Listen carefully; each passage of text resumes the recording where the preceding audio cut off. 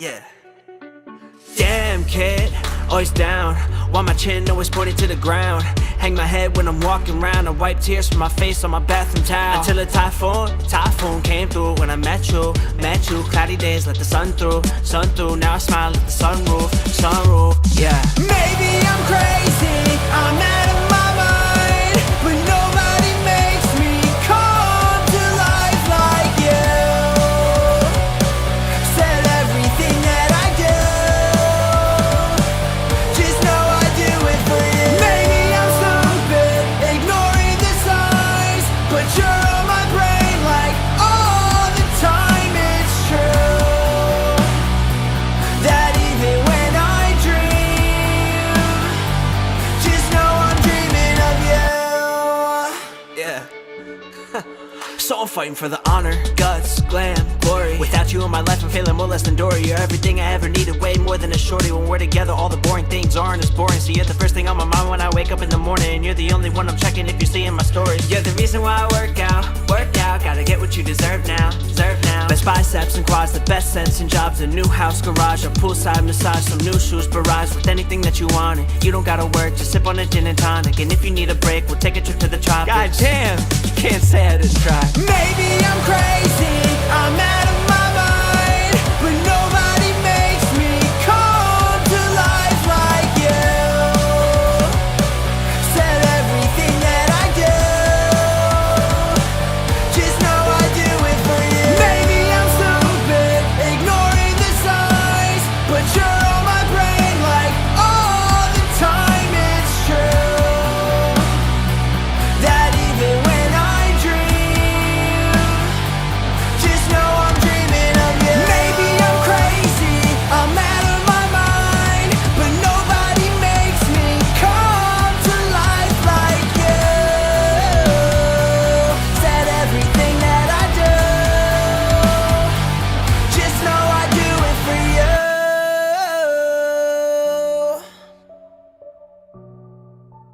Yeah, just know I do it for you.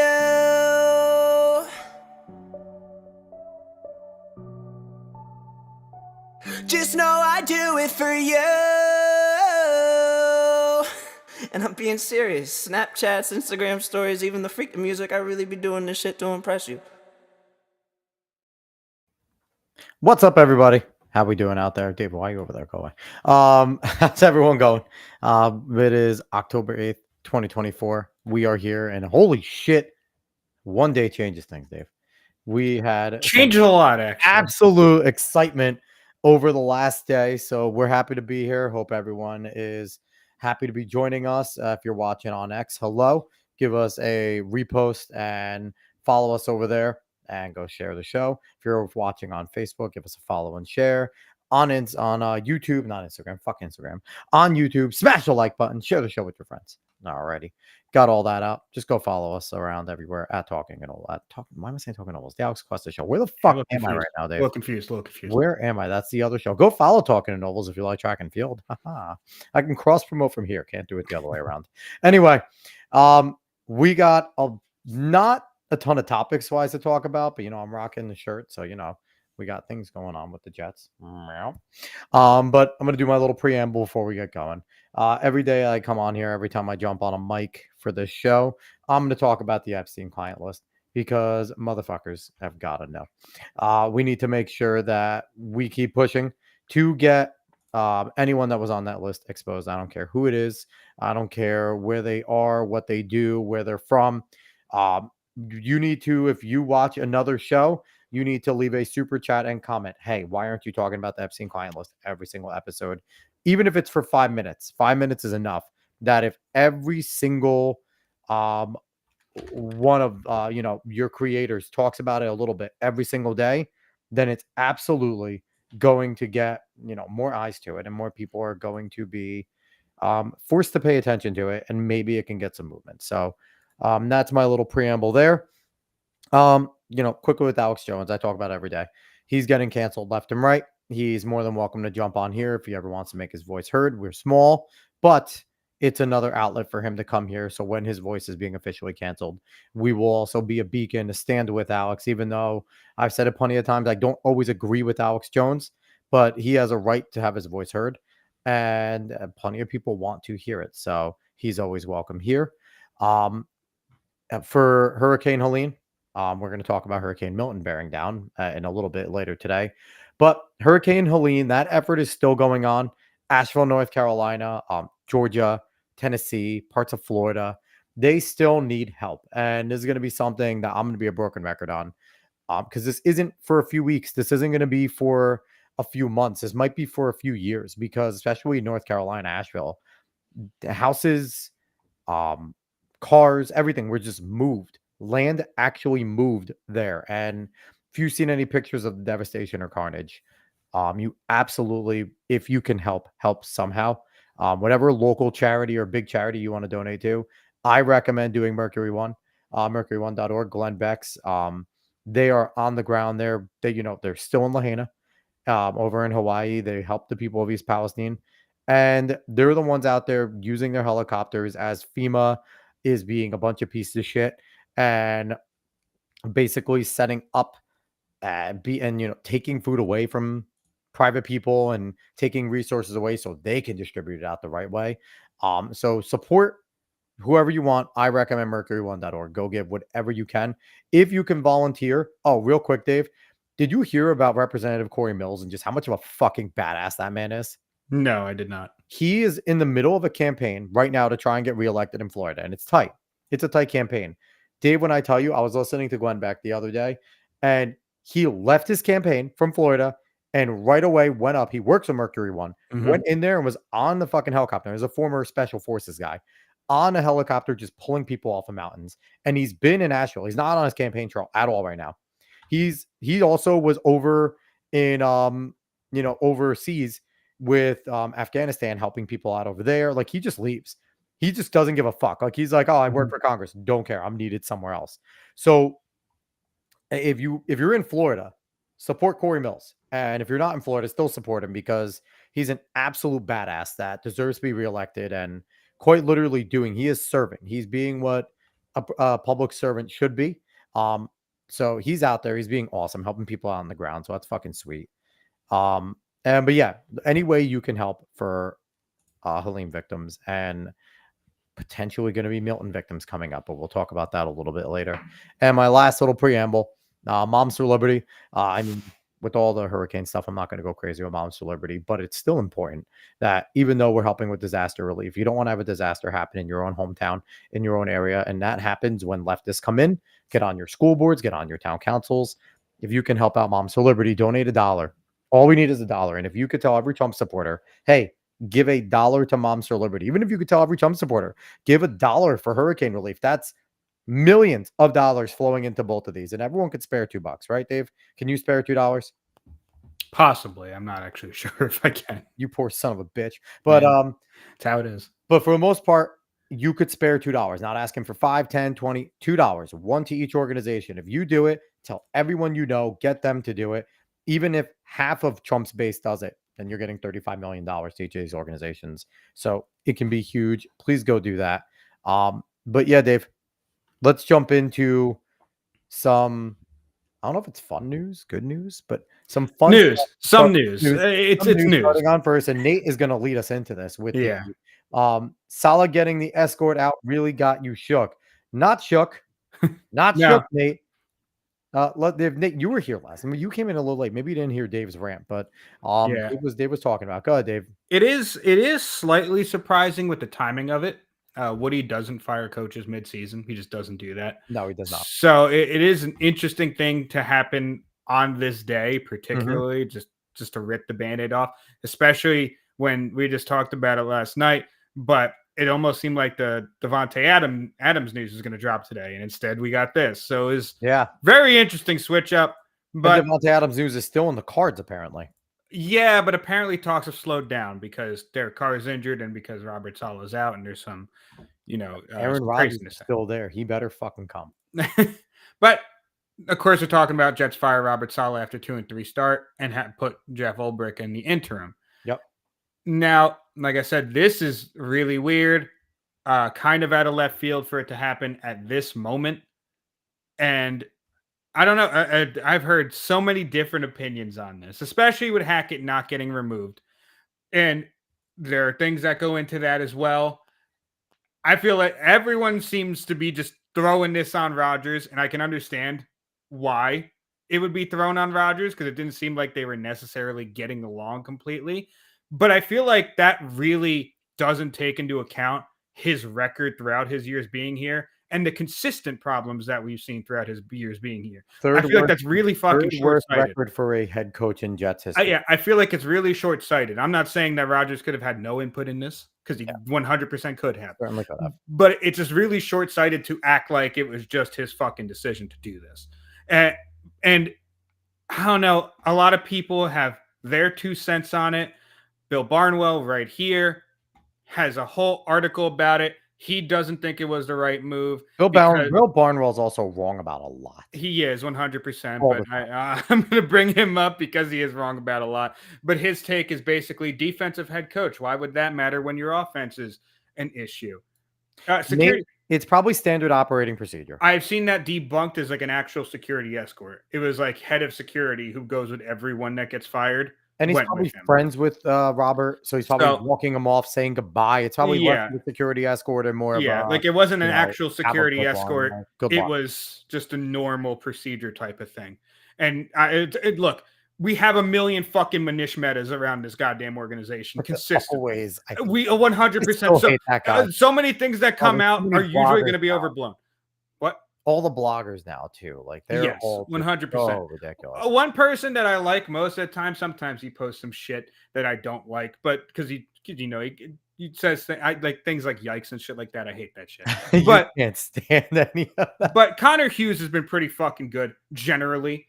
When he comes out, Connor Hughes moments is when he first got shifted to do the Giants beat as well. Yes, and there was such a war where the Jets were like so mad at him. Yes, he's been pretty good about I actually like Connor Hughes. I know a lot of people don't love him, but I actually like him. He seems to be one of the more consistent ones that report on the Jets, at least. Our friend Matt Santos ripped him for the fact that his one tweet was just an absolute fucking mess. Yeah, it was a bit of a mess. Twitter fingers occurred there. But he came out with sources that, Nate Hackett was never going to be never be fired, but his responsibilities were going to be demoted. Play calling was going to be given to Todd Downing, which I don't know how much that exactly would necessarily be helpful. If that's going to be good or not. Yes. And then he literally says roughly 5 minutes later, he was called into Woody Johnson's office and fired. Yet again, people take that as if fucking Nate Hackett immediately called A-Rod and just said, they're doing it. And he put in a call to Woody and then he got fired. I don't see how the fuck that happens. Yet again, if Rodgers is involved in this, it happened days before. It happened a day before because apparently Woody did talk to him. He said he didn't talk to him about Salah. Do I believe that? Not necessarily. No. But it wasn't in these fucking 5 minutes. That's weird and conspiratorial, and I don't understand why I don't think Rodgers necessarily pushed for Salah to be fired, but I do believe that if apparently it was reported that it was Ulbricht, an unknown player, and Woody Johnson on a call. And it was probably one of those things where Woody was saying to them, listen, I want to let go of Robert. Jeff, I want to make you our interim. Aaron, what do you think of this situation? And Rodgers was probably just like, hey, you do what you think is best. We have been very stale. Maybe new life is good. And you know what? That wouldn't be uncommon considering he's your veteran quarterback. He is your franchise quarterback. And you're going to get them guys involved. One thing that's very contradictory to the thought of how much Rodgers is in love with Nate Hackett is that the Jets were going after Arthur Smith, and the reason why they didn't get him was because he took the Steelers OC job instead. Yep. So I'm not trying to defend Rodgers here, but people went fucking apeshit on Jets Twitter, and it was ridiculous. You have to take in everything that came out and then make your decision on what you're going to say. Let me find this retarded tweet because this might be the worst thing that I saw on Jets Twitter. It's not, and here's the thing, it's not Jets Twitter. Jets Twitter defended the actual organization for this, but let me find this fucking idiot. It's just bothersome because I like I said, I'm not trying to defend Rodgers here. I wouldn't be surprised if he had to play in this. That's not it's not surprising at all if he had to play in this. They're 2-3 when they shouldn't be. The Broncos game was fucking terrible. Yeah. The Vikings game, they came out awfully. Like you can't have that. So I wouldn't be surprised if that had happened. So here's this idiot, and she's a moron. Okay, I want to preface this. Emma Vigeland is a moron for Oh my god! everything that she generally says. She's Was not she a the one that very started smart- this? I don't know if she started She it, but started she it. definitely. This is her, because I saw all the Jets beat writers reporting to this, and Yeah, okay. just to mind you, She also Free has to check Palestine though, in there. so she probably reaches farther. It might have been she someone does, else who started and she and echoed. Free Palestine in the bio, so you know she's a moron. Yeah. All right, so she says, and this was at 10:11 a.m., which is not too long, like minutes after the news came down. You know, Yes. Shefty was in there, and she says, "I'm not saying Salah wasn't already on the hot seat. He was, but it's important to I point out guarantee you this bitch doesn't watch football. I But it's important to guarantee point you out she doesn't that watch he wore a football. Lebanon arm patch during the game on Sunday." So here's the thing. What she's implying is Hold up. racist white guy. Okay. That's what she's implying. Racist white guy got Or- rid of Muslim because he or wore a hates, Lebanon yeah. patch, and he doesn't agree with, he's very, a Zionist. She's basically saying Woody Johnson's a Zionist. Okay. So one thing to keep in mind, Woody Johnson hired him knowing he's a Muslim. Number Also, one. No, but real quick, hired him knowing he was a Muslim. Did not give a fuck. First head coach, Muslim head coach hired by Zionist white guy, apparently. Number two, he wore this last year. He had the patch on last year as well. And number three, Yeah. it is league encouraged. It has nothing to fucking do with the Jets organization. League encouraged. And nobody, here's the thing. I had no idea Robert Salah ever had a Lebanon patch on until this bitch brought it up. so NYJ Matt did make that, like he said it was worn 2023 and he sent the picture on Twitter. Yeah. But his response went to Emma Vigeland. Also, fantastic Jets Twitter follow. NYJ Matt's great. NYJ Matt is actually one of I the love good, he's Yeah. not a beat writer, but he does break stuff. No, He does have but as a news. memer and everything, he's great. And he's not an idiot fan. I'll give it Yes. that. NYJ Yeah. Matt's not one of your zealots. I like him. He's a great Twitter follower. We would for love to have Jets. NYJ Matt. If you ever watch this, we'd love to have you on. Yes. But he was responding to someone that you love. You love this man. Who is it? Oh, you love this man. If it's Beningo, I think it was the Beningo thing. You love this man. Oh my! I got to say Oh. something else, and I hate to get I hate to get political, but I have to in this case. Poor man's fucking Salah had the flag of Lebanon on his shirt the other day. in Don't London. fucking shake your head with Now, that, Asmund. We all know what's going on in the Middle East. Okay, there's no sugarcoating what's going on in the Middle East. What's We going all on? know about Beningo? Hezbollah firing all these rockets out of Lebanon and all what's going on there into Israel. And I wonder, and I think Salah is just, we know he's Muslim. I think he's representing the people of Lebanon with his, because I don't believe the people of Lebanon really are happy with Hezbollah. I mean, I don't think that's the case at all. And I wonder if that has played into this in a way as well. Why didn't because Aspen tell there Beningo was to some, shut the fuck up? I did see this on the regular news that this was actually brought up. So I'm wondering if this has something to do with it as well, Jake. I mean, I hate to get into this kind of thing, Turn but this guy the fuck off. I think him it off. needs to be said. Turn him off.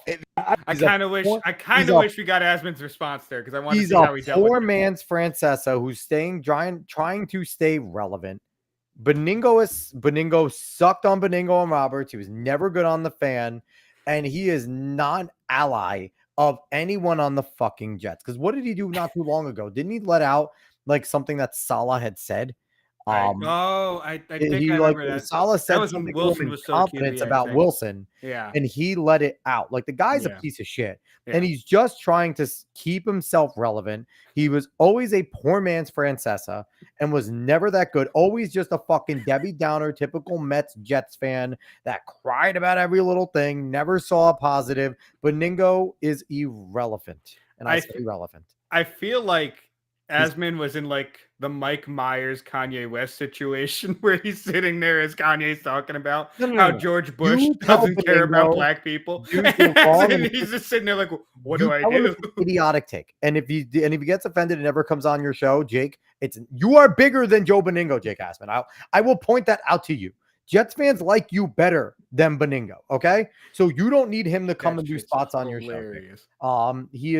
He He's irrelevant, and he just tries to say this type of shit. He's always been a shock jock, and he's always been bad at it. And now he's just saying dumb shit because he just gets invites, and he needs to accept. I guarantee, if even after I said this, if I invited Joe Beningo on this show, he would still come on just because he needs to come on places to stay relevant. He's such a fucking tool. But going from the conspiracy theory that Salah was fired for having a fucking Lebanon patch, which is only really touted by people who haven't watched the Jets play a fucking snap during his tenure. That's the only way that's touted. If And you here's don't the watch thing: that. here's the proof. No one cares about race. No one cares about any of this shit because it wasn't even made a huge deal. It was a semi-big deal. It was mentioned. He's the first Muslim head coach in the NFL, blah, blah, blah. But then nobody gave a fuck. It was Ken Robert Salah head coach. Yeah. And he proved throughout his time there that I don't want to say he was a bad actual coach. He but never was lost not- the players. That's the good thing about him. He never lost the players. Apparently he lost the locker room at the end right now. Maybe. He didn't lose them in the fact that they wanted to play. They wanted to come back. Garrett Wilson 2 weeks ago coming out and talking about his route tree being terrible and things like that was not a good sign. That's one of your leaders. Yes. It's one of your great players. And that seems to be the issue with Salah. I don't know internally how everything has happened, but with the way people talk on the way play like Garrett Wilson, like Quincy just recently, and even Rodgers on the podium when talking about the cadence, it seems like Salah doesn't actually hold people accountable. He's a little bit too good to the player. The thing like I don't know if that's true. When he said, and you know what, it goes to show that Salah maybe was an athlete at one point, but not a very super high level athlete. Okay, Salah is a traitor. Changed my mind. X-Wing, you are completely fucking right. Woody saw through him. He kicked him out. He had the SWAT team fucking Robert Salah deported for fucking. I saw a lot of. I should have pulled those up. I saw a lot of good shit. The Siraj side of Twitter had so many good. Oh my god, it's a great meme. But you know, in the end, you will hear him talking about like the thing that stuck in my mind. I feel like this may be why Woody fired him. One of the reasons when he's like, "Oh, you know, they're grown men. They know they did wrong. It's not going to do any good to just make them do a bunch of push-ups and embarrass them." And it's like, motherfucker, what's film session for? And the thing is, call people out. You are supposed to hold these individuals accountable. And you know what? I said after the things going wrong, they should have made a fucking one Jets drive of just guys doing push-ups in practice. Making well, the thing is, it's not. So he frames it as doing push-ups in practice. That's referencing push-ups. Yeah, exactly. I'm saying you don't need to do that. The accountability comes. You fumbled. There's two choices there. You fumble a football, you're either out for a while, or you're getting the ball right back, and you better not fucking fumble, and you better run well, and like as like a trust thing. So there's multiple ways to hold people accountable. And there are times where he seems to be fine with it, but there are plenty of times where he seems wrong with it. But the consistent issues that have been with Salah, poor time management, poor starting. We don't start games well. Very rarely showing emotion when shit is going wrong. And you need to see some fire. And maybe you can count on your hand how many times he got fiery in the past 3 years. Yes. And one of the things that I hate that was brought up, it's just like one Greg Zerloin kick and a couple things going our way, and we're 4-1 instead of 2-3. That's correct. But a game against the Denver Broncos with the talent we have on this team should be a fucking blowout. And where your defense played against Sam Darnold, who was one of the hottest quarterbacks coming in and made him look like Jet Sam Darnold. Okay. Yes. Like we should be blowing teams out. And Salah is not good at that. During his tenure, we have not been able to capitalize and put up points and do these things. Even with LaFleur. LaFleur tried to get creative. Now, obviously, he had Wilson to play with, but he tried to get creative a little bit, but not a lot. A lot of LaFleur's offense was still very vanilla. It wasn't incredibly creative. All this shit makes me miss Brian Schottenheimer. We didn't know we fucking had. But... And I love, yet again, another great Jets Twitter follow, and I think just a good follow all in general is Robbie Sabo right here. I love Robbie. Jets X Factor. All of Jets X Factor does a fantastic job. I know there's people that don't like Nania in the Jets X space. They say he's not a nice guy. Nania talks a lot of shit. Nania talks a lot of shit, but you know what, though? The breakdowns on that fucking website are better than any I've ever seen. Yes. With the way that they do it. Because someone responded to Robbie about Ulbrich becoming interim head coach. He said, "I'm sure Guru Ulbrich is fixing this as we speak." And Robbie, great response here. This is what happens when we split offense and defense, and it's not even close to reality.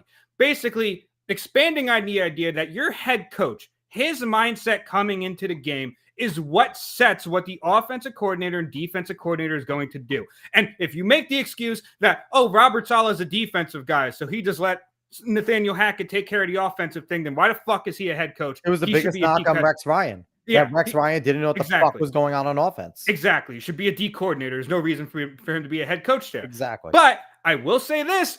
It was obvious what Salah's mindset was, and he digs into it in another tweet that I'll bring up. But Salah's mindset is our players are better, our system is better, and we just have to do what we do greatly. And in defensively, it kind of worked when we stayed in our shell. We're running around. We're doing the things that we do. They are very vanilla on defense, and it works because they do have the talent to be vanilla. Yes, and they wanted to instill a run game. They want to do certain things. Funny enough, you dig into press conferences, you can see this mindset from Salah. When he talked about Zach Wilson doing the boring things, look at Aaron Rodgers doing the boring things. We don't do exciting things. Salah wants a very ground and pound, very grinded out offense, and he just wants it to be that no matter who the opponent is. And that's the issue. That's not how you can play in the NFL today. It's a neat thing to have. It's something you can instill, but you have to get on their weaknesses first and then instill something. And that's what we haven't seen under Salah's tenure ever. Not with Nathaniel Hackett, not with Matt LaFleur. Not at all. And that is the biggest issue. And like I said, Robbie goes into it in this tweet. I'm not going to read out the whole thing because it's a little long, but he also brings it up in this tweet. Oh, wait. Did I bring up the wrong one? I did. You suck. I know I suck. He also brings it up. Oh, keep clicking the wrong things. I'm going crazy. It's because it's hot in this room and I'm sweating. He also brings it up in this tweet because someone said, like, how is he laying out the vision each week and everything? A genuine question to Robbie. And he said, thinks the vision's far too internal, meaning if we do what we do well, what we want to do well will be anybody. In a way that can work. But if you're not doing it well, and if you're not game planning against what other teams like to do, which weirdly enough, we seem to do it against the Patriots, and then just fucking stopped. And then just absolutely stopped. So I don't know everything that was going on, but if you're necessarily surprised or about Salah being fired and you haven't been paying attention, no, he just hasn't done enough. He seems like a nice guy. I don't hate him. It's the same thing with like Todd Bowles. I like these guys, but we're not winning. And this is the year to win. We cannot drop the Broncos. And the Vikings was a tough game, but you can't come out looking fucking lifeless. You cannot do that, even though, we had a good comeback. That's nice. You can't come out looking lifeless. It's not going to help. And look, you could say maybe he should have had the chance to really build that up, see what happens with him demoting Nathaniel Hackett and everything against the Bills. But that is for first place. And I don't know if Woody wanted to sit here and say, why would we watch the same thing happen again under Salah when we could try to move somewhere else? You could say it's a weird time. You could say a lot of wrong things about it, and you probably have arguments for that. But it's not like it's the worst thing in the world, especially because this team should be a lot better than it is right now. They should be much better. And I'm trying to look up what, because Woody Johnson was busy today, man. Yeah. Because he also let out a statement to Hassan Reddick. Yes. Let's see here. During the press conference, someone asked him about it, and he said, and he basically said, jump on 95. I'm pulling the quote up. I have a Fox News article up here. Let me just. He basically said, let's get this fucking done, dude. Like, this is nonsense. I think he literally said, I've never seen this during my time here. Like, I've never seen he was obviously bothered, and I feel like that, Joe Douglas is on thin ice, man. Because he wants to get this done. Yes and no. I feel yes and no, because he also said during that press conference, this is the best team he's had in 25 years of owning this team. Yeah. So he said this is the best roster we've had, which is not wrong. Yeah, but it's also a glowing endorsement of what Douglas has built. So the quote was that they highlight here, Hassan, get in your car, drive down 95 and come to the New York Jets, and we can meet you, give you an escort right into the building, which is the opposite of what they did with Robert Saleh today. You'll fit right in, love it here, feel welcome, and accomplish great things with us. He said more. Let me see if I can find the rest of the quote, because he quite literally was just like, hey, yeah, basically like, let's get this done. Yeah. Get back over here. So here's something interesting, Dave. You'll enjoy this. I don't know if you saw. I got some people mad at me on, well, 2 people particularly mad at me on X, because Harrison Glazer, I don't know how to say his name. Maybe Glazer. Harrison Glazer, who also he's a pretty good follow. He is a very Jets guy though. So if you don't like very positive Jets people, you won't like Harrison. But I like Harrison. I think his tweets are just fine. He put up a bunch of percentages, a bunch of odds for the next head coach. And he has the odds via at Sports Betting AG. Belichick, Vrabel, Ben Johnson, Bobby Slowick, who I like Bobby Slowick, but I want a name guy. Todd Monken, Joe Brady, Aaron Glenn, Matt Nagy, who else? Arthur Smith. It's not Nagy, it's Nagy, Adam Stenovich, Terrell Austin, who I don't know, Brian Flores would be interesting, and Ulbrich coming in at the bottom there. And I gotta include John Gruden in there. So and I had Sun God Nika, I don't know if I could say that on YouTube, saying hell no, and Tom saying no, you don't. That's fucking funny. I mean, that's just funny. It's great. It's great. But you know what though? The thing is, Dave, how would you feel if the Jets go after Gruden? I don't know, man. Have you seen how insane he looks recently? I don't give a fuck how he looks. We'd run a pro offense. I don't care how he looks. We'd run a pro offense. Look at TikTok Gruden. We have all looked some ways. When I was calling plays, I just loved it when our quarterback shredded the defense. I mean, he's all just fucking coked up. Leave him alone. That's what has me feeling really nicey. Like watching Jared Goff go 18 for 18, 292 yards and 2 touchdowns. Could you imagine not doing your job? Pre-game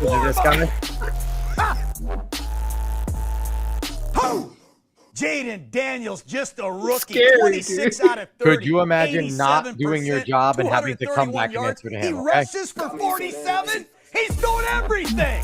Shredded, baby. I love this. You kidding me? Oh! Entertainment factor, it's there. He just looks absolutely fucking insane. We're looking at Hackno Cap's future, though, that he is John Gruden in so many ways. Hey, listen, give me Spider 2 Y Banana, okay? Yeah. And I'm in. But so I wanted to bring that up. That was fun. So it's interesting, too, because we have the Devontae Adams stuff still floating around. Obviously, I cooled down, but Aaron Rodgers still exists. So it's like, he's going to be at McAfee tomorrow, apparently. Going to be at McAfee tomorrow. And also, Nate, I think Nate brought it up yesterday. We don't know if Josh Allen's playing this Monday. So this might have also factored into why firing Salah makes sense right now. Because you don't necessarily, if you're preparing for Mitch Trubisky, very different than preparing for Josh Allen. So you're looking at it going, Ulbrich is already a respected, like you said, respected guy. Everyone in the area likes him. We know he can coach, right? So this is a good time to see if he has to now feast on a backup. And now we are demoting Hackett to just go fuck off somewhere. And Downing is going to call plays. Let's see what now 2 different coaches coming in, because Ulbrich's style might also be different than Salah's as a DC. Because Salah generally handled the defense as well. Well, it's really interesting because the way I look at Ulbrich, he actually has a similar energy to him that Salah had when he was coming into the Jets. Yeah. You know, Salah had to fucking get back. No nonsense bullshit. Yeah, but also just extremely high energy and everything like that, which Salah seemed to have waned from Salah, which I don't know. Wilson will fucking drain you too. Well, yes, but I also don't know if he was like trying to be more professional in a way. I don't know if he was trying to do other things. I don't know what exactly went on in his head, but it kind of lost from him. And I feel like that's where things got lost as a head coach well. The edge was gone. Exactly. So, and I feel like Ulbrich has that edge still, like that Salah had. And I feel like there's a lot of similarities to what they were. What's a funny thing that actually, because they're both from San Francisco. Funny thing I heard about Salah was, you remember watching Hard Knocks and stuff where Salah was cursing up a storm and things like that? Apparently it's not him. Apparently he's not a guy that curses a ton. He was just kind of playing it up for the cameras. And to me, that goes wrong. That goes wrong right there. Because if you're willing to sit there and listen to the HBO directors or the Max directors say, hey, we need this out of you, it's Hard Knocks, and do that, that's just telling me that you're not a leader of men. that you're willing to be, because imagine somebody from HBO going to Rex Ryan, you might have to tone it down. He'd be like, get the fuck off my field. Like, you would have never toned it down. Yeah. So I don't like the fact that people were saying like, what you saw there, is not very much Salah. What you see on one Jets drive, that's typically Salah. And he's not very cursing. He only curses rarely when he needs to get a point across. Yeah. But it doesn't seem like he wanted to get his point across very often. And that's the problem. Yeah, no, it's a weird situation, but his record stands for itself. Yeah, The consistent issues stand for themselves. Yeah. He's going to get a good defensive coordinator job. And The he man can can. still He's fucking he can still coach a defense. He's still a goddamn guru in that aspect. Cowboys will definitely be calling him. 100%. I hope the best for him, to be quite honest. I've nothing against Robert Saleh. He just wasn't a good head coach. Exactly. It just didn't work out. Things needed to change, especially in a win now roster. Yeah. And and I'm hoping that he learns from this. That's the thing. I'm hoping that he learned a little bit from this, because he will get another head coaching shot. He will. Look at He's one of fucking those Todd guys. Bowles and Tampa Bay. Yeah. And Todd Bowles is doing well. He has Johnny Manziel playing well over there. Excuse me? What do you Baker? Not Johnny Manziel, Baker Mayfield. I confused the two. What the okay? fuck? That really confused me. I was like, where did Baker that come is just from? Johnny Manziel with talent. That's all he is. Completely. I don't know why I called him Johnny Manziel. I don't know why I've always kind of put them both exactly the same. I really have. They both remind me of each other. Sorry, Baker. You're not Johnny Football. You don't have oil baby money. Anyway. Holy shit. That was it. I thought it was a bit.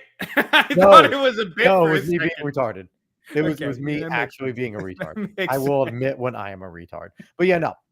Salah will eventually. He said he's gonna go on vacation. The guy's a millionaire, so I'm not too concerned about him. He's gonna go on vacation. He doesn't plan on jumping into any new jobs. So, Dave, who would you like to see the Jets go after? Do you want to really give Ulbrich a good shot? Give Ulbrich a chance. I think you give Ulbrich a chance. The man was going to get head coaching looks anyway. He was in line. Very good. He was going to very leave good regardless. coach. Yeah. Give him a chance. See what he could do. The season's not out of the woods. This next game's for first place in AFC East. So give Ulbrich a good chance, and then go after someone who is actually going to be fucking creative. Give me Chucky. Give me Chucky. I don't hate that decision. I don't at all. Or honestly, funny that Bill Belichick is high on that list, because that whole bit about Kingsbury right now has been running a really good offense. Yes, and he could get a second shot at head coaching. Yes, but it's a different thing to be a head coach. It is a very different thing to be a coordinator. Call an offense, but he exactly. Can't. But I would love to bring Cliff Kingsbury in to run the offense. Then bring him in with whoever you have, and tell Nate Hackett to go pound sand and go away. Because listen, again, I have nothing against Nate Hackett. Nate Hackett, when I was watching the show, actually seems like a really fucking nice guy. He seems like a dude that when you talk to him, I can understand why Aaron Rodgers probably loves the guy, because the guy seems incredibly nice. But that also does not bode well to being a coach in football all the time, honestly. So I don't wish anything ill upon Nate Hackett. He's just not a very good offensive coordinator for the New York Jets. Ben Johnson, Bob Stoops, Bobby Slowick. Look, those aren't bad decisions, to be quite honest with you. No. Bobby Slowick, I've seen his name thrown around a ton. And the thing is, Nate, the Jets, again, say the Jets make a little bit of a run and they don't make it all the way, and Aaron goes, he said that at the beginning of the year, I'm going to give this team 2 years. Last year doesn't count. So you're looking at maybe Aaron Rodgers for one more year after this one. I do not want a no-name coach. We know who Bobby Slowick. Listen, give me Belichick. Okay, I'll take I love Belichick. Are you kidding me? But if he brings fucking Matt Patricia as an offensive coordinator, though, I'll fucking kill him. Because that was the dumbest decision, to make Matt Patricia as offensive coordinator in New England in the final years. What the thing is, though, is like, just like Robbie put in those tweets, the head coach is not about whether or not you're an offensive guy or a defensive mandate. Guy. He sets the mandate on what the team is going to be, the identity, how you're going to be, how you're going to play these fucking games. Because the offensive coordinator and defensive coordinator have their schemes, they have their certain things that they excel in. Yep. But what they're putting on the field all comes from the head coach. All of that comes from the head coach. Do you think in his career, Tyron Smith has never not been reprimanded for the mistakes that he's been making the last few weeks? I feel like he's sitting there and he's made these last few weeks mistakes, and he's looking and going, no one's yelling at me. Coach Carter is just saying hi and saying, you'll get it, kid. Great job. And fucking him. And, that's what disturbs me. That side of the line should be ironclad with him and Simpson. They are two veterans. They're really good. You would think Fashanu would be the problem. Fashanu's not the fucking problem.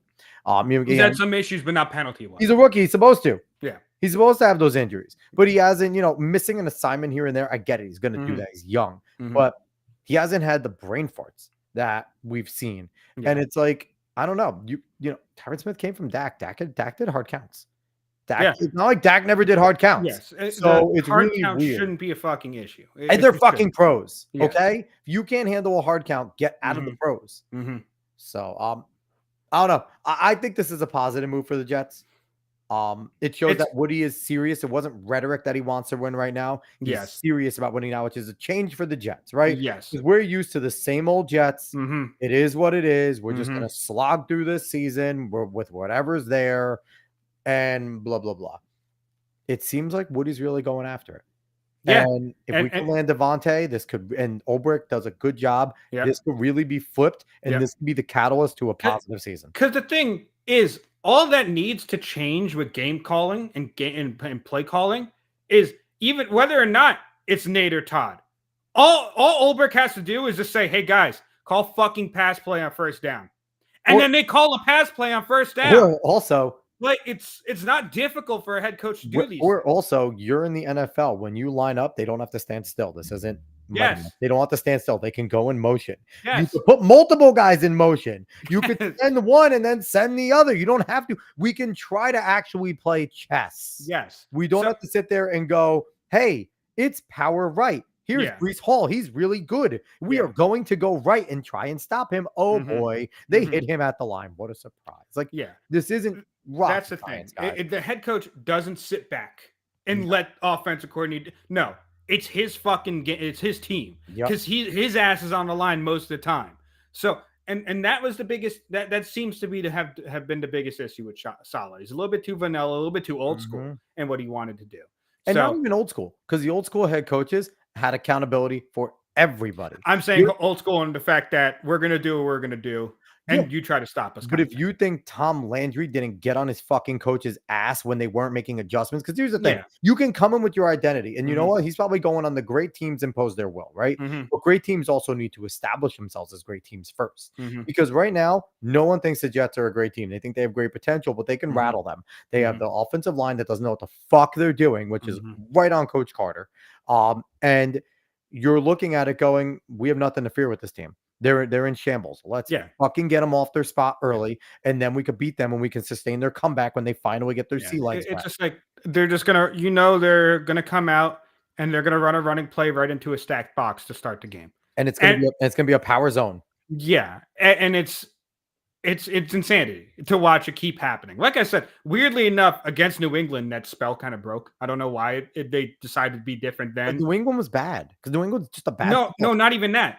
We didn't do the game plans we did for Denver and Minnesota like we did New England. New England, we were letting Rodgers throw the ball around on first. We were doing a whole bunch of things to get things started and get things going. Like things were chugging along because it was a completely different type of offensive style. And then we went right back. And the thing is, I understand you adjust your game plan by what you see. So here's the thing. Going into the Denver game and even going into this Minnesota game, they are blitz heavy defenses. So what are you going to try and do? Potentially hand the ball to run by them. Because if you can get a seam, you can get into the secondary often. I get that game scheme. I get it. Here's the thing.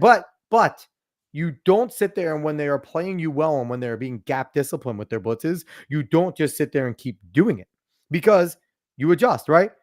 You sit there and maybe you go instead of you run that same exact look, but you play action. And even if Aaron is incomplete, tell him to go deep. Automatically, that's the option. Play action and throw the fucking ball. That now moves those linebackers back a step. They don't have to sit there and, come downhill on first down. Now you make them think, and now that opens up a run because they're a little bit on their heels. Yeah. It's not difficult. Yeah, that's the thing. Is it's like you really shouldn't even have the idea of doing a run play to counter the blitz in this day and age because the linebackers are too fucking fast for that.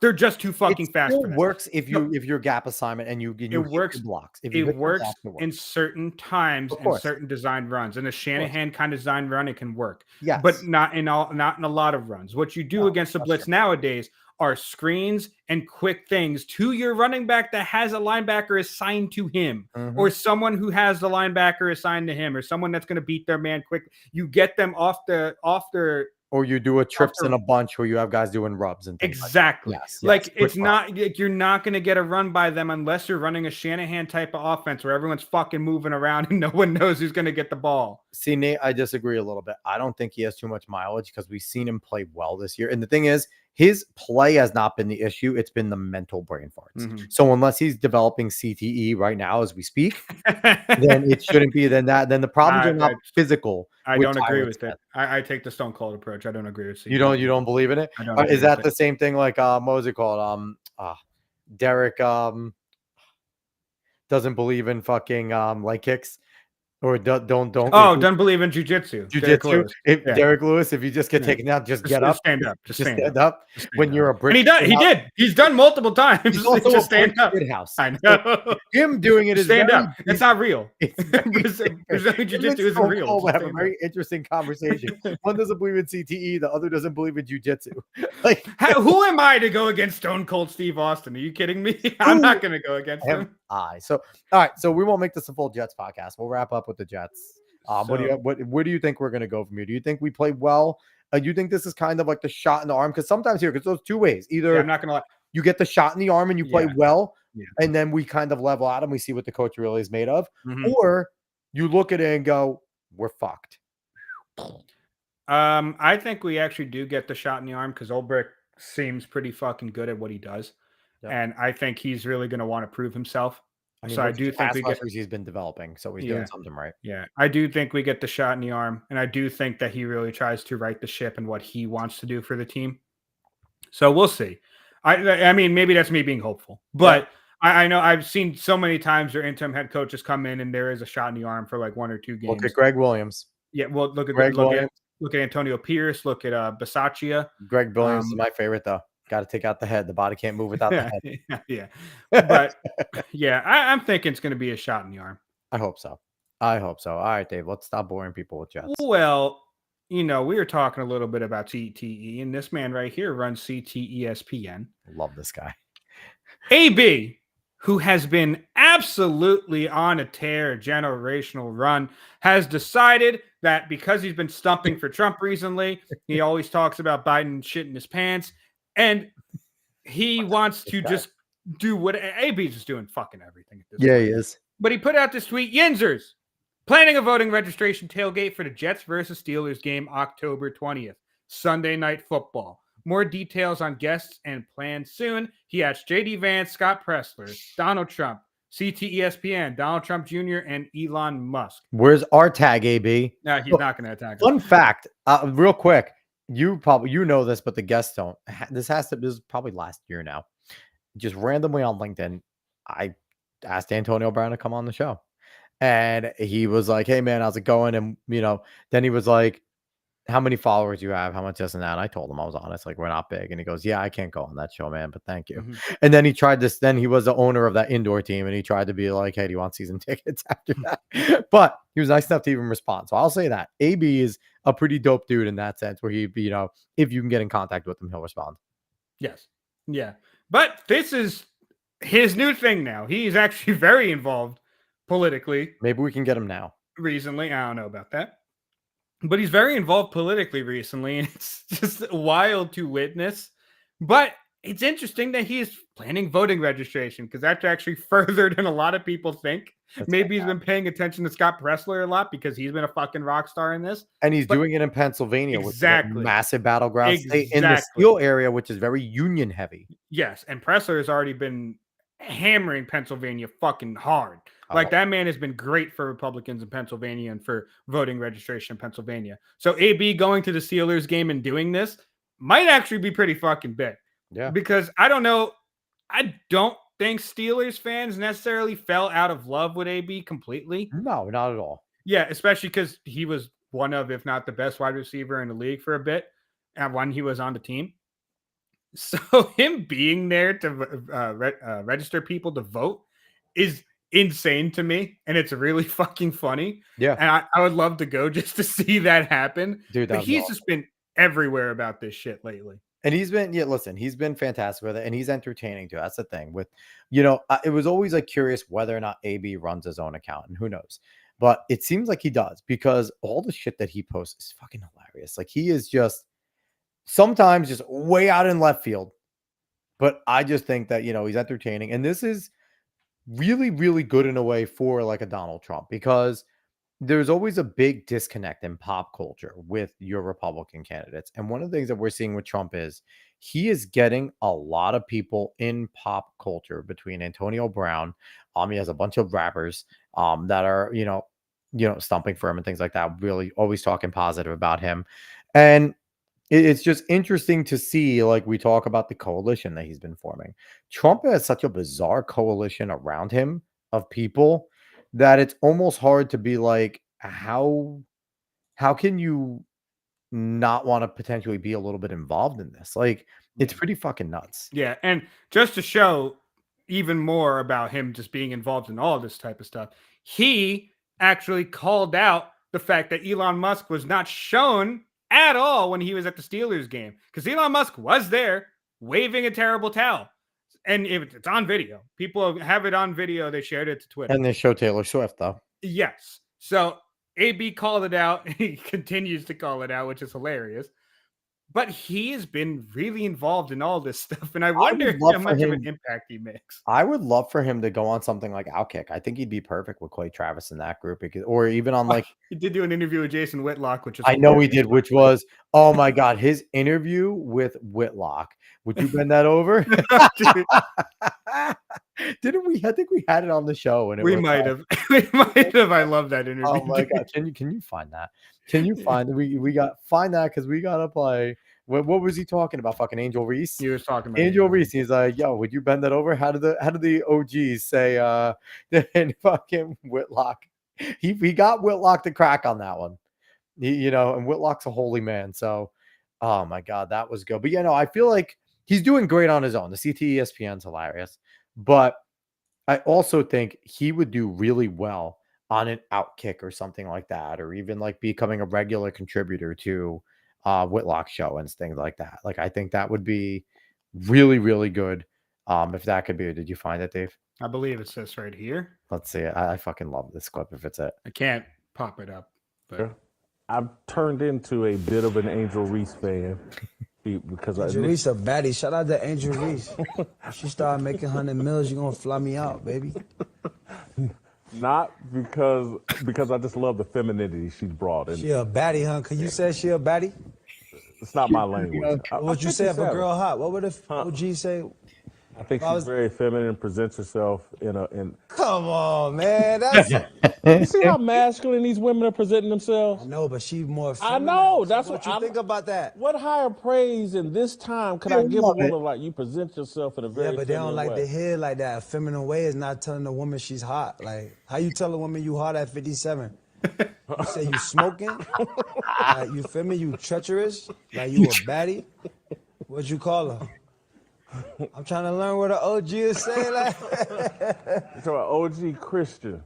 OG Christian, like what's the rapper Christian? Love the Lucas? way she presents herself in a feminine fashion. Wish she cover up just a little bit more. That's some cracker shit right there. Like, I love the way you present yourself. Like that's how. Look, man, these women are coming out all tatted up. Listen to Lacrosse, right? Lacrosse is a Christian rapper. Lecrae, yeah. What would he say? I'm more into Bizzle. You ever heard what of would Bizzle say? Like, what would he say? A baddie? He's a rapper and he's younger than me. So what would an OG say? Like, you got some junk in your trunk. You got it going on. She's fine. She a rabbit. She's fine. Okay, yeah. All right. Can you just say Angel Reese? Angel Reese is fine for a 6'3" woman. She's a little too tall for me. So you have been that over? See, that's why I was being careful. That was just a question. I didn't say, are you going to? I said, will you? Like, TV. So we agree on Angel Reese. Absolutely incredible. He has been on a generational run. I've become a pretty big Antonio Brown fan at this point. Would you bet just out of nowhere? Would you bend that over? Just oh my God. I wonder if Jason Whitlock has changed his tone about Angel Reese as she has just been lashing out at people for. I don't know. I haven't seen. I see some of his updates, but I haven't seen. We got to have Shamika back on. We love Shamika Michelle over here. You don't even know who the fuck she is because you were playing hooky when she came on. But we love Shamika. We got to bring her back on, especially now that we're live. I would fucking love to have Shamika on here live. Yes. But yeah, no, AB has been great. Then yeah, we'll see what happens. I'm gonna reach out to AB again and see if he tells me to fuck off again. That'll be fun. I He reach will. out and then just like I'll tell him like I think it's dope. Come talk about it. When is the Steelers game? October 20th. October 20th. So that actually that's pretty okay. That's 2 weeks from Soon. now. Soon. All right, that's fun. All right, Dave. What else you got for us today? So finally, I figured we'll talk about the hurricane that is actually is going to hit very soon Mm-hmm. into Florida. Hurricane Milton. Now AP has a live tracker up about everything about Hurricane Milton. It is literally going to just hit Florida. So far, it's going to hit Tampa, Orlando, and We'll see how the everywhere trajectory in that area. changes, but Yes, but it is a Category 5 storm, which is terrible. It's fucking I think awful. there's only been 4 Cat 5s or something Yes. that have hit the United States before. Yes, but if you need to see more stuff about the updates, AP has this live updater here. Seems to be pretty good in general, but basically everyone in that area should be evacuating. Obviously, they probably already know that. Yeah. But it is not going to look well there. In fact, Yeah, I'm big. oh, how'd you get there? You don't know what you did. But overall, what's crazy is thank God they have a real governor. Governor DeSantis has him Mhm. prepared. He is going to make sure that once this hits, everything that needs to get done is going to get done. But I think the craziest thing is if we look at the trajectory, once it leaves Florida, it's probably just going to get stronger or maintain its strength because in the waters when the hurricanes are the happiest.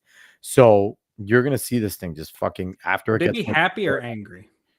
I mean, for what they're doing, probably happy. They want this destruction. That's what You sure hurricanes about are. that? They're just destruction. No, I Was feel like Kid Boo happy or angry, Dave? it's a completely different question. No, hurricanes are chaos. Hurricanes That's a are completely Kid Boo different. and Storm. Kid Boo's nature is completely different to what a hurricane is. No, hurricanes are just fucking dickheads that look to destroy. Kid Boo is a fucking dickhead that look to destroy. I don't know about that. Are you trying to say hurricanes are nice people? I'm trying to say hurricanes happen because they're angry. Can we do no? I guess they're kind of going. No, I mean They're not causing destruction because they're happy. they They're might. causing destruction because they're angry. I think we need to go to hurricane experts to find out if hurricanes are happy or angry, and we need to start advocating for hurricane rights. This is That the we time need to ask them, actually, we need whether to or not hurricanes are happy or angry. Well, you might be angry in Tampa because you have to evacuate because Waffle House is closing.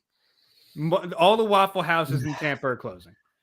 That's fucking terrifying. Yes. That is the actual signifier of get the hell out of the area. Wasn't that on like one of the like end time predictions or things if the Waffle House is shut down that shows like that the United States is falling? Yes, probably. I think Because it was Waffle Houses survive fucking everything. And they'll still serve you everything too when you go in there. Do you think the Waffle House employees are actually going to leave, or are they just staying there and like throw a chair at us, motherfucker, throw a hurricane at us? We're going to be in. I don't know. Waffle House employees are built different, man. It's a little scary. But They have to fight clubbing before they get hired. Like they absolutely have to go in the back and knuckle up. And if they can't square up, they don't get hired. But Rawls Alerts sent this out about them all closing due to the impact of the hurricane. And they also said exactly what has been said. Florida government officials, you need to evacuate. This is life-threatening storm. Me, calm down. It's not that serious. It's just a little wind and rain. Waffle House, we've closed all our restaurants. Me, time to evacuate. Yes, 110%. There's just certain things that you see where it's just like, okay, this is serious. I need to get the hell out. Waffle House closing because they're afraid means that you should be afraid. Means that you should be extra afraid, actually. You heard the hurricanes are eating the dogs. I think that's rather accurate. If the Are they dogs are eating the getting cats too? dogs are getting fucked up via the hurricane, and that's unfortunate because they're all good Eating boys and the good cats. girls. Eat the cat. They're eating the dog. The way No. fucking Trump, it's funny though. That has got to be a great meme because it's the way Trump said it too. He's like, they're eating the dogs. Like he just like screamed. He reminded me. Eating the dogs. He reminded me of our dad the way he fucking said it. Yeah. I mean, he's literally a meme machine. I don't understand how it's so easy for him to just be able to do that. But finally, Benny Johnson actually put this out. This is a video showing what happens to your home in all these categories. And I thought it was pretty cool to watch, even though it is terrifying as well to think about what's going to happen to the multitude of houses in Tampa and in all those areas in Florida. But it's only a minute 30, so I figured we could pop this on. Yeah, let's watch Death and Destruction at its finest. Let me show you. Let's start off with a Category 1 storm. And the damage here, not too bad. A couple of shingles fall off, you can have some palm fronds bending in the wind, but everything basically remains intact. Category 2, that's where you really start to feel it. Look at the windows of the house. They can be hit from debris from the outside and already start breaking in a Category 2. Your trees are significantly bent over in the wind, and the siding of the house itself can break, flapping there in the wind, adding to those eerie noises inside. Category 3. I've heard only a Category 3, but it's not only anything except really bad news. In a Category 3, you can have the door of the house blown in because the winds get so strong. You can have the roof of the house start to flap up and down in the wind because it can lift off those weak points, and a lot of those trees start to fall. Category 4, the damage is even worse. You get most trees falling, most of your windows breaking, most of your shingles fly away. Looks like a giant tornado, Cat 5 is as basically. high as the category scale goes. By Cat 5, no shingles remain anywhere nearby. The holes in the roof get so big that the walls of the house start to fall because they're not attached to anything anymore. There won't be any trees up in the neighborhood. That's just catastrophic damage. But again, that's just from the wind, and there are other impacts from hurricanes, and they all vary through the season. So stick with the Weather Channel to keep you safe when the tropics head towards your neck of the woods. See, what's crazy is that the high end of a hurricane is an F3 tornado. Because the F3 tornadoes are between 158 and 206. So as you're getting into there, your higher end Cat 4s and Cat 5 and Cat 5s Yes. are basically tornado winds, which makes sense, right? With the way the destruction works, that you're dealing with those tornado level winds. So, I just looked that up, and that makes sense. I couldn't even imagine a fucking F5 tornado, 261 to 318 miles. I couldn't imagine an F5 from Brock Lesnar. That's terrifying. Dave. You exist. And that happens after Suplex City too. So I mean, you're just done. You're just done. Who was better at the suplexes, the multiple suplexes? Eddie, Chris Benoit, or Brock? Kurt Angle. Kirk Angel? Yeah. You're just going out left field. Do you think Kurt has the best German? He's up there, dude. I think it's kind of difficult to go against Kurt Angle in a lot of those grapples, my guy. I think it's like, as I'm watching wrestling, one suplex, whatever, you could probably take that, right? Those multiple suplexes have to fucking hurt after. Like, after like the third one, like, how to land, but you are getting on the small of your back. I don't care if you like the big part right there. I don't care if you know how to land. Definitely up there. Benoit is definitely up there. I'm just not sure because Kurt's such a fucking special. Dude, but Eddie used to do the multi suplex. Yeah. Eddie's was really good. He had was the three amigos. strong. His actual, yeah. Eddie was fucking strong. So it was like, for a small guy, he was really strong. So when he did them with force and authority. Like, honestly, like, Making a Kurt Angle movie, that's fucking awesome. I didn't even know. I saw a hilarious Kurt Angle whatchamacallit.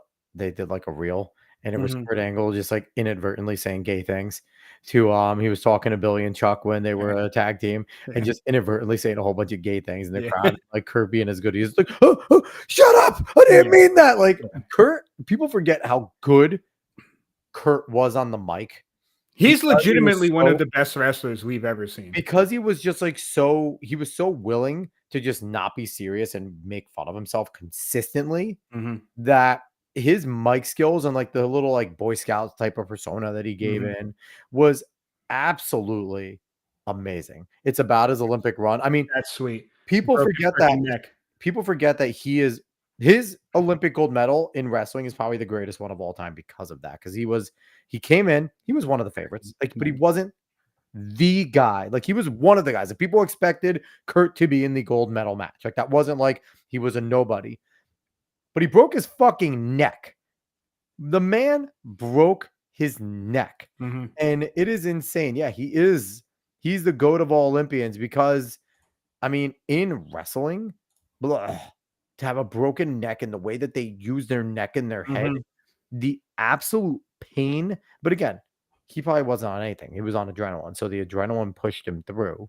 But you know what, though? When wrestlers and their necks are legendary, because Dave and I, we have our old phys ed teacher and coach, Coach Chef, who always tells a story about, you know, he was over at West Virginia. He was a wrestler and he had a convertible and he flipped it. And if he didn't have a gigantic wrestler's neck, he would have been dead. 'Cause he slid along his head on friggin' concrete pavement. So it's like, you know, wrestlers are just built different. And what was there? There was the NCAA kid that won with the torn ACL this past year. I think so. Yeah. And he was just like, that's just a little bit of pain. Don't be a bitch. Like they are, a lot of them are also just these good old country boys too. So it's like, And corn-fed bastards. yeah, they're corn-fed motherfuckers. Like they are just so used to just going through pain because they were up at 2:30 in the morning just having to start working every day before fucking school. Like that's just what they were. They were out there, they were working until 5, then maybe they would just like spray themselves with some Old Spice and go to school.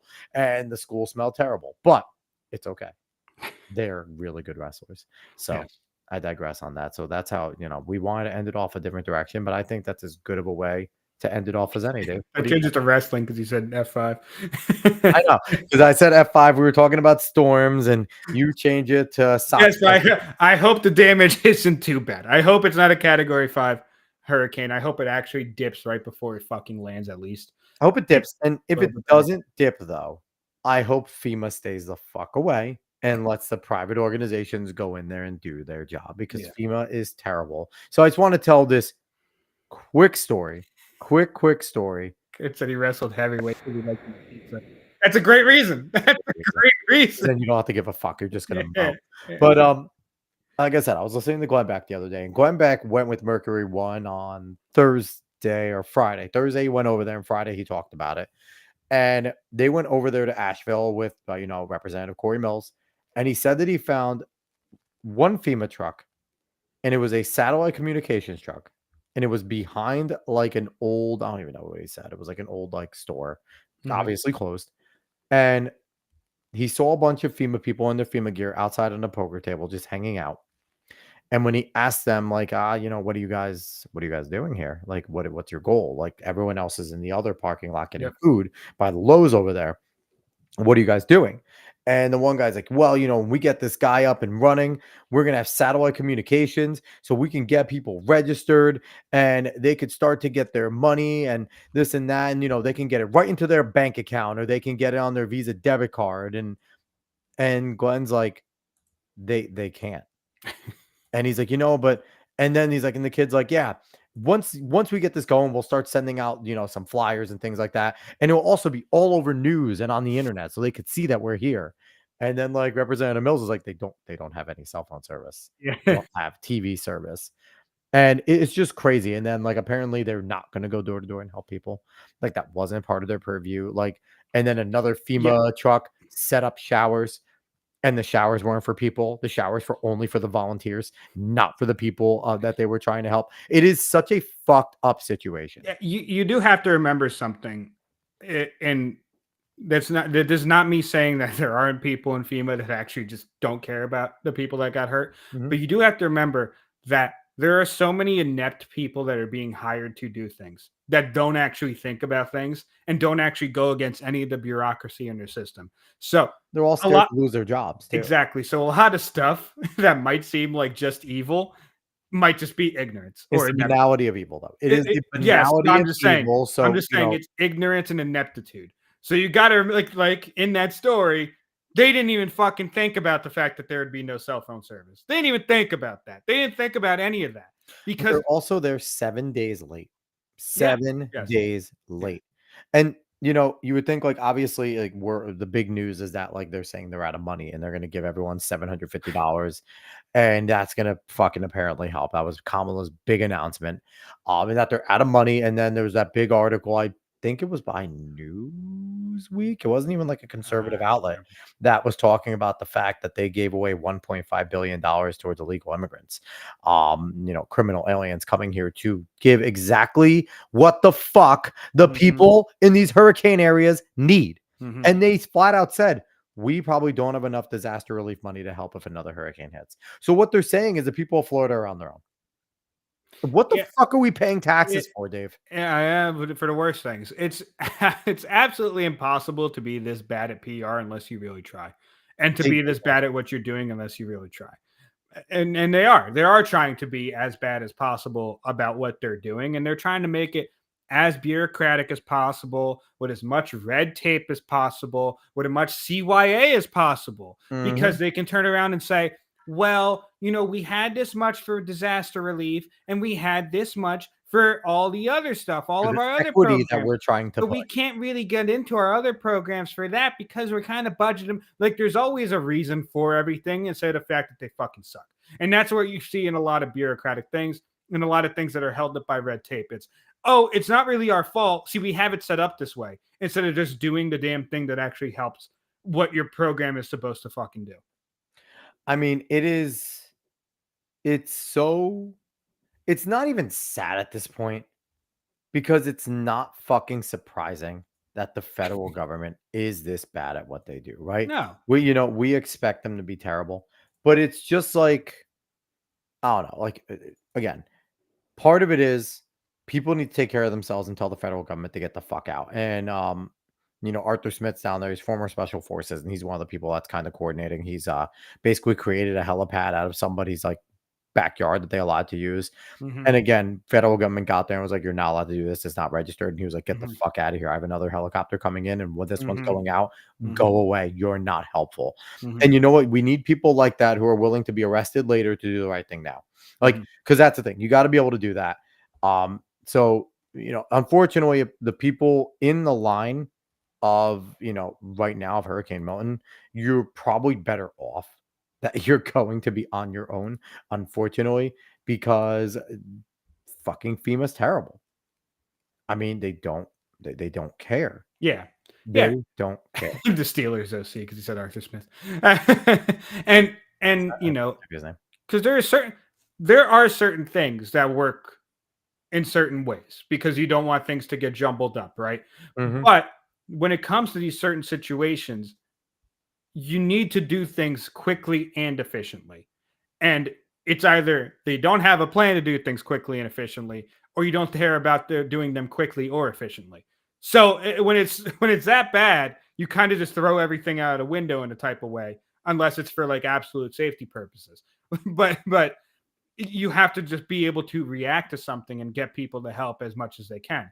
Because like I know I've seen the videos going around of like helicopters kind of floating above areas and kind of kicking things up. And I know some people are attributing malice to it, but you also have to think about it this way. What if someone like actually thought they could land there in the first place before they got there, didn't have a landing spot? We're like, oh shit, didn't know exactly where to go. It only takes so long for those blades because they're pretty powerful to kick things up. Oh yeah.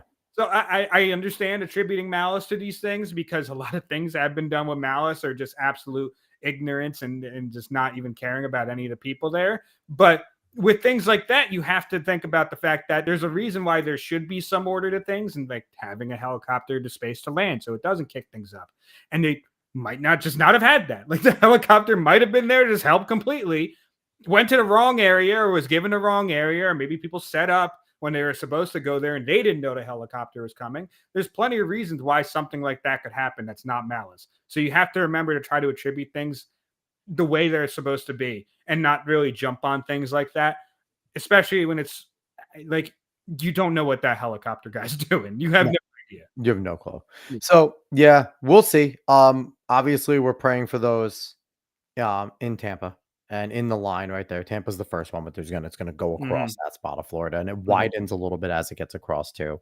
So we're hoping that they're gonna be okay.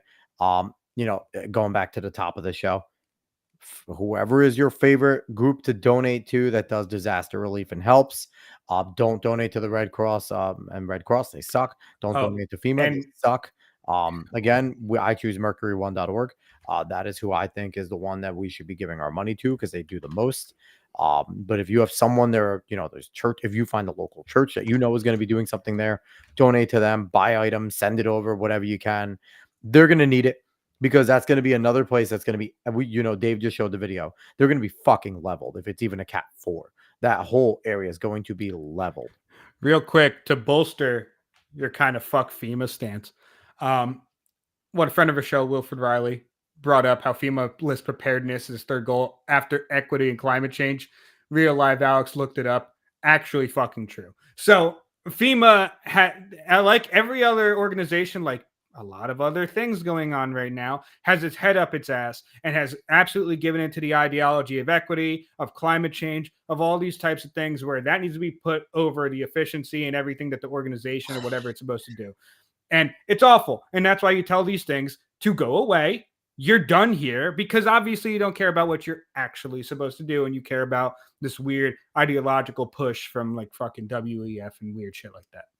Yeah, no, and I could even scroll down to it because I have that page live up right now because there I you was go. looking for that. And thank you, Wilfred. You're the fucking man. I Yes. love you. Wilf is great follow on Twitter. Will's a great follow on any social media too. Even if you have Facebook, this Yes. group, he is fucking hilarious on Facebook. So right here. So I'm going to take it up to the top so everyone knows it's a legitimate FEMA website, FEMA.gov/about, and you got to go to the strategic plan. So you're going to go. So the way it is, don't go to this top shit because it's top shit. It scrolls down and it's dumb. You can click on strategic plan, but it's not great. It's easier when you scroll down to the bottom and go to the about, and that kind of brings up this sidebar and things like that. Then you're going to click on strategic plan when you go there. And then here it is. They talk about their strategic plan. And when you scroll down, you're going to keep going. Strategic plan, blah, blah, blah. Previous update. 3 bold, ambitious goals. This is where you want to stop at. The goals and objectives laid out in the plan will help ensure success for our agency and emergency management and community. Goal 1, instill equity as a foundation of emergency management. So let's keep fucking digging. Shall we, Dave? Share this tab instead. Can you see this now, goal 1? Yeah, I can see it. Okay. Goal 1, instill equity as a foundation of emergency management. 1.1. So let's just go over here on the side tabs. Diverse workforce. 1.2. People first approach. 1.3. Equitable outcomes. So this show is going a little bit fucking longer than we want, but that is. Yeah, I was like, oh, let's have a shorter show today, but now we're looking at it. Sorry, it's good Dave. reason. It's good reason. It's good reason. So, these unique contexts. So disasters impact people and communities differently. Obviously, every disaster context based on demographic. Obviously, poorer areas get hit harder, but everyone gets fucked up, right? Boom.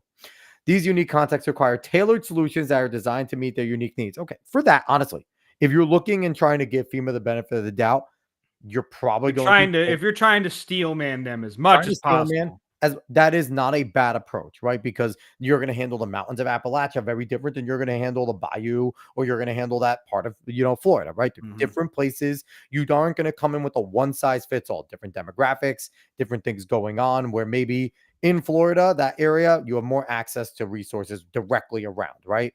That area gets fucked up 5 minutes down the road where they're okay. You can go to a Walmart, get supplies in, get Costco. You know what I mean? Where difference is in Appalachia, they're remote. So to get shit people to them, the bridges are fucked up. You have to airlift everything there. So we'll get different approaches, right? Okay. Now this is when it gets fucking gay. Underserved communities, as well as specific identity groups, often suffer disproportionately from disasters. As a result, disasters worsen inequities already present in society. Okay. Cycle compounds the challenges faced by these communities and increases their risk to future disasters. By instilling equity as a foundation of emergency management and striving to meet the unique needs of underserved communities, the emergency management community can work to break this cycle and build more resilient nation. So what they're saying is the poor black person that gets their house destroyed, it has it worse than the rich white person that gets their house destroyed. Why? Because the rich white person has money. That's really all it is. And that they're white, which is not true. Okay. If your house gets destroyed and you don't have anywhere else to go with money in your pockets or not, that fucking sucks, right? Especially if your whole area is devastated. Ask the people of Asheville to have some money. Are they doing well right now? No, their whole place is fucked up. So let's keep going.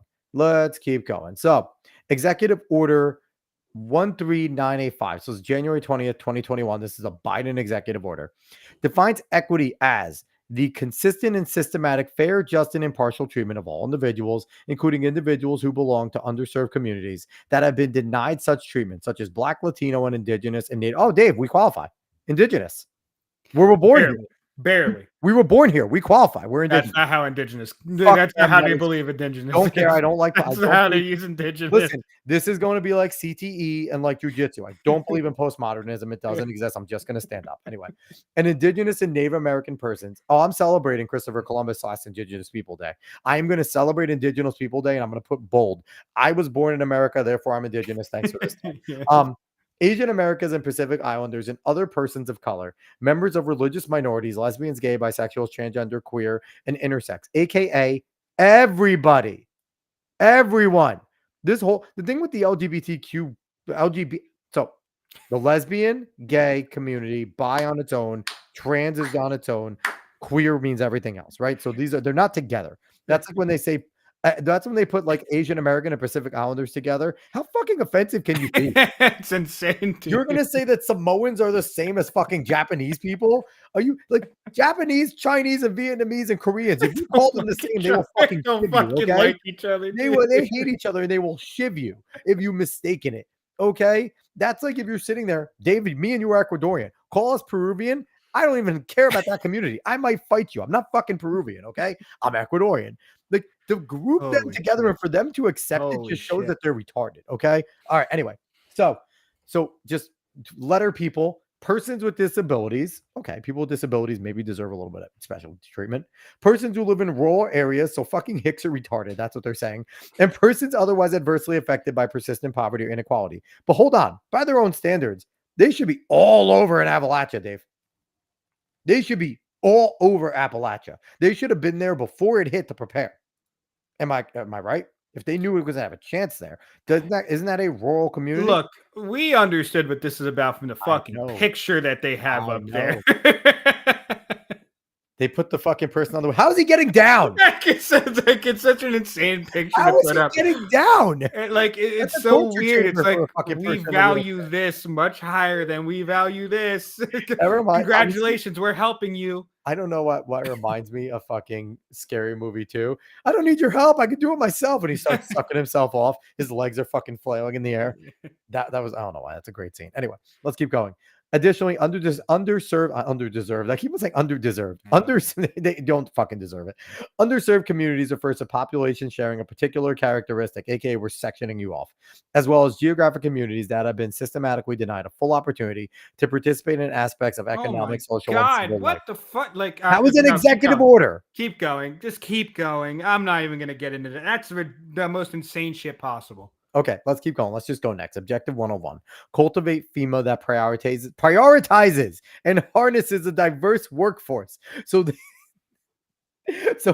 again, meritocracy. This is their bad. first goal. First This goal. is number one out of everything. First goal to get people because of their skin color, their sex, and their gender, not because of their quality of their work. Okay. FEMA is committed to ensuring that its employees increasingly reflect the diversity of the nation. Okay. So 12% of your workforce is black. Okay. And what is it? 13 or 16% should be Spanish. Because if you really want to reflect it, if it's an even number, then it's not reflected.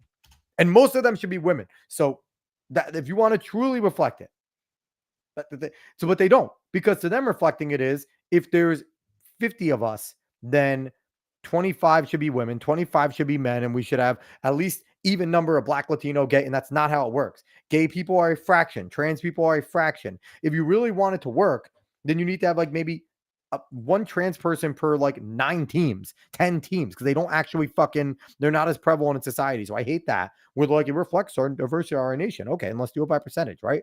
But anyway, agency will continue to build a workforce that includes the many identities, races, ethnicities, backgrounds, abilities, ages, cultures, and beliefs of the people it serves. So it was already doing that. They were just called qualified when they did it. It was already doing that. We've always, since I've been alive, the best people in the 90s generally got the job. Don't get me wrong. If the person on the top is a racist piece of shit, they're probably going to hire more white people. But that doesn't mean everyone. That doesn't mean the black person now doesn't have an opportunity because one racist asshole doesn't hire them, right? So we've been doing this shit.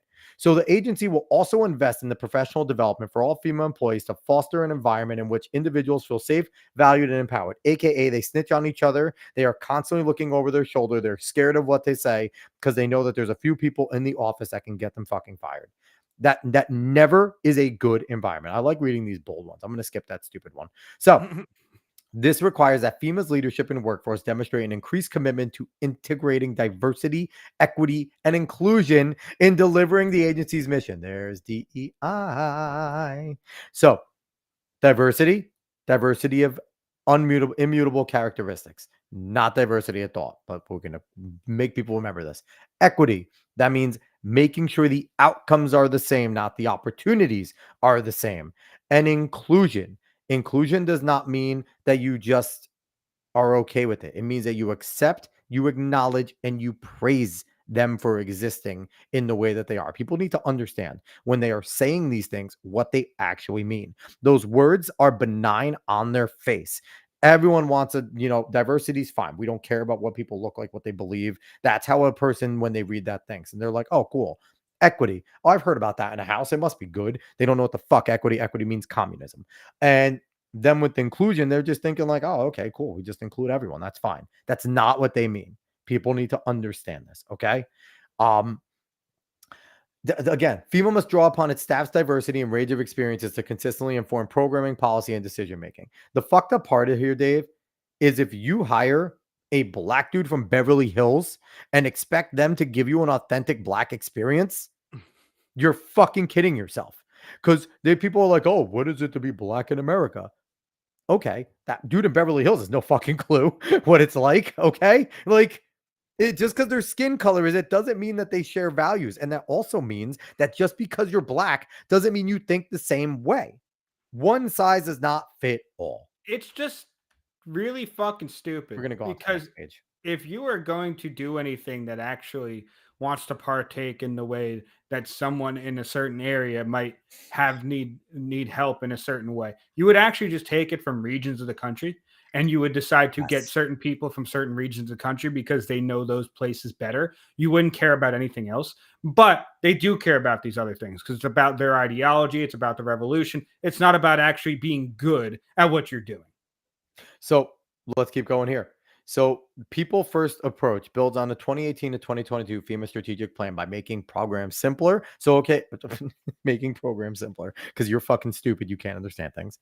More accessible and more user-friendly benefits everyone. So let's go here. A community's history, culture, racial composition, economic status influence its ability to access federal services, aka Governor Hochul saying black people don't know what a computer is. Okay, like that is where they are. And that fucking great video of the one guy basically acting like a fucking gorilla smacking his computer was fucking hilarious. Operating through a people first approach requires that FEMA resources can be accessed and leveraged by underserved communities in ways that meet their needs. I want to answer this question real quick. So you got to actually buy dirt. You have to buy good quality dirt. You pour it out. You make it into, I can't remember exactly what it was, a dirt cookie. Then you eat that cookie. That's the authentication experience. I'm not even kidding. It's not everywhere in Haiti, but there are places in Haiti that actually make dirt cookies. There are people that actually sustain a life in Haiti off of making dirt cookies, and some children apparently love it.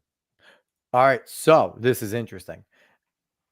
FEMA's breaking down private property. Which didn't think I'd be saying that today, okay? But FEMA is breaking down the value of private property. Okay.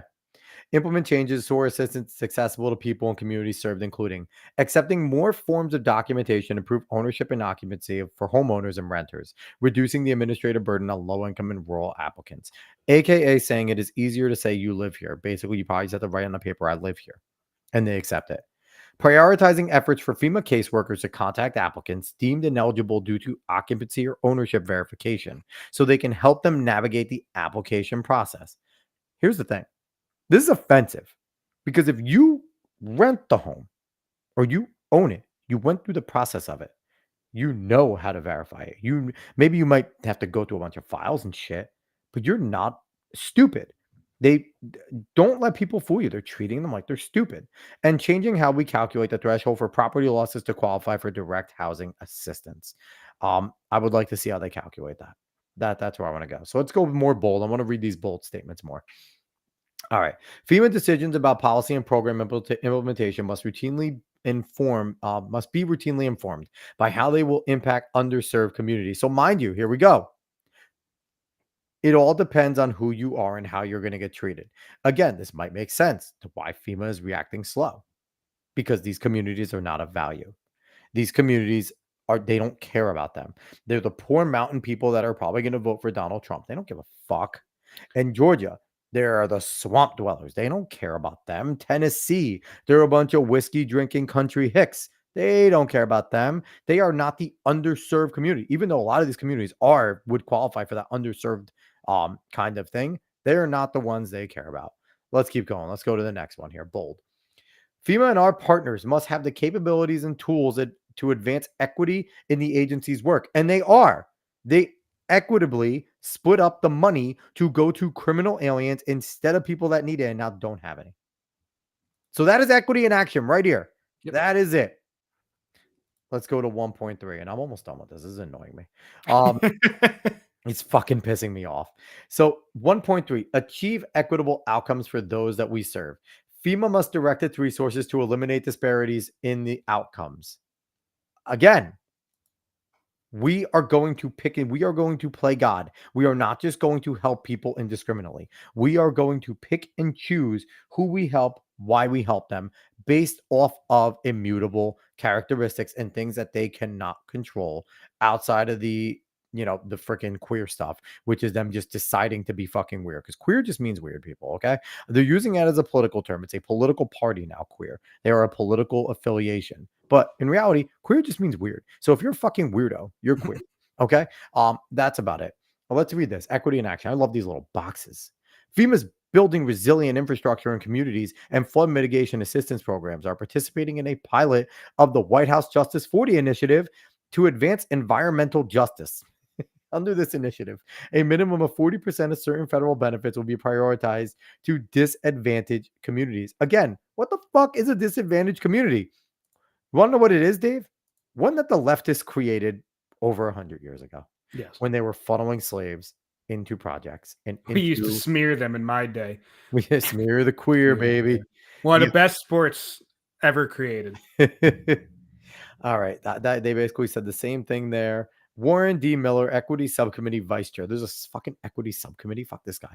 Equity must be baked into the front end of the federal declaration process, not an afterthought. Critical to the process is for decision makers to be intentional in all phases of the disaster management cycle to minimize discriminatory actions to prevent undesired outcomes that plague underserved and marginalized communities. So we need present discrimination to make up for past discrimination. Yep. That's exactly what he's saying. I'm about done with this. We don't need to go to goals. And here's the thing. And I wonder. Like, it's very obvious that their goals are fucking terrible, and that's why Asheville's been so bad. And I also wonder, Dave, and we'll see if this is different, if there are Black people that are going to be affected, major Black communities in this way on this Milton, are they going to be there in 2 seconds? Are they going to find money to send these people?